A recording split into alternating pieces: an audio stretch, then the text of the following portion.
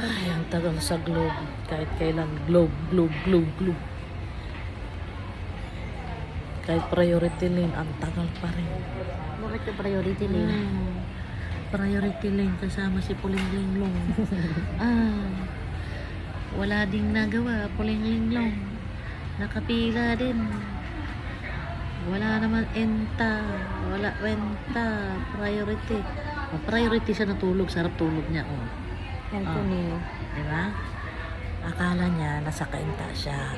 Sabi niya, sarap ng tulog ko dito sa house ni Mama Jenny. Aircon. Hindi niya alam. Nasa mall siya. Ang sarap-sarap natulog. Nakabuka pa bibig. Diba? Nakabuka bibig.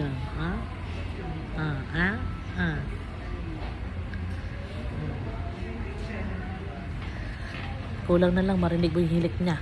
Huwag na kita. Ano? Nakanganga. Tingnan mo baba. Tingnan mo, nakanganga pa oh. Sarap na sarap sa tulog oh. Dito kami sa Globe.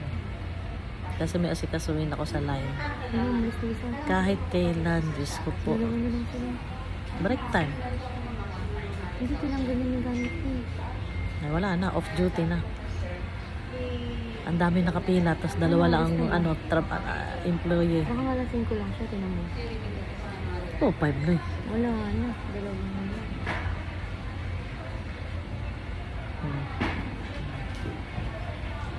Ang queue mo priority lane, pero nakapila pa din. Ewa, para sa anong priority? Ayan, priority lane, tulog. Sarap ng tulog. Priority lang palang nakaupo.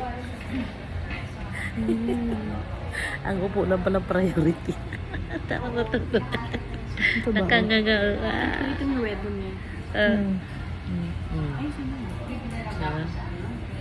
Naka-fink-fink sa ribbon.